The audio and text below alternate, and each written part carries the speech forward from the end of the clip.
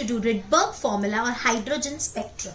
हमको पता है थर्ड पोस्टुलेट में हमने पढ़ा है कि जब भी कोई इलेक्ट्रॉन एक हायर ऑर्बिट से लोअर ऑर्बिट पे गिरता है तो वो एक एनर्जी रिलीज करता है and this energy is in the form of photon. So suppose एक इलेक्ट्रॉन किसी हायर ऑर्बिट nth ऑर्बिट से लोअर ऑर्बिट nth ऑर्बिट पे गिर रहा है तो वो क्या रिलीज करने वाला है? Energy which is h nu।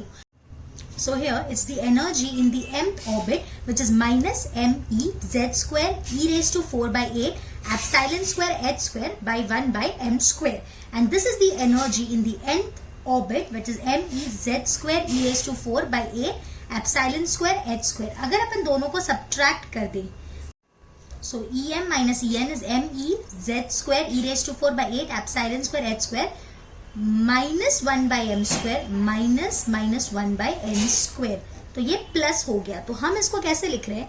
E M minus E N is equals to M E Z square E raise to 4 by 8 epsilon square H square 1 by N square minus 1 by M square, where N is the lower orbit and M is the higher orbit.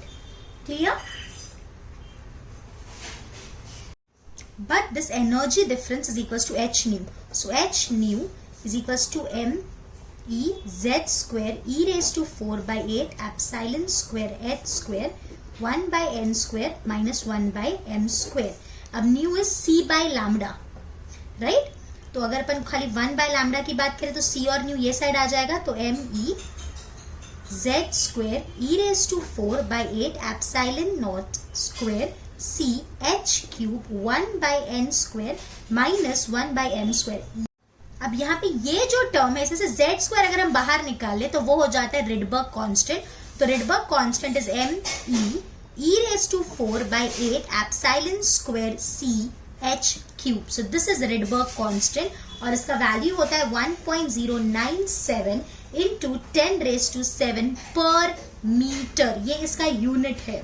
So 1 by lambda is equals to r z square 1 by n square minus 1 by m square। Clear? Okay, अभी अगर अपन z की value 1 डाल दे for hydrogen atom, so 1 by lambda, if z is equals to 1, so 1 by lambda is r 1 by n square minus 1 by m square। आपको शायद पता होगा 5 series Lyman, Balmer, Paschen, Brackett and Pfund, तो ये आपको numericals के लिए याद रखनी है। So here I have tell you about the 5 series, वही मैंने लिखी है। लाइमन में जो n है हम वहां पे 1 डालेंगे, मतलब अपन हायर ऑर्बिट से फर्स्ट ऑर्बिट पे आ रहे हैं। बाल्मर में अपन हायर से सेकेंड पे आते हैं। पास्चन में हम हायर से थर्ड पे आते हैं। ब्रैकेट में अपन हायर से फोर्थ पे आते हैं तो यहाँ पे 4 आएगा, एंड पीफा में अपन हायर से फिफ्थ पे आते हैं तो यहाँ पे 5 आ गया। अब इसमें और न्यूमेरिकल्स पे क्वेश्चन आ सकते हैं, मैक्सिमम एंड मिनिमम वेवलेंथ। इस पे एमसीक्यूज न्यूमेरिकल्स दोनों आपको देखने मिल जाएंगी। तो अगर आपको कोई भी सीरीज के लिए मैक्सिमम पूछा तो आपको जो भी वो सीरीज होगी उसमें +1 डाल देना है, तो आपको m की वैल्यू मिल जाएगी। जैसे एग्जाम्पल के लिए हम बाल्मर लेते हैं।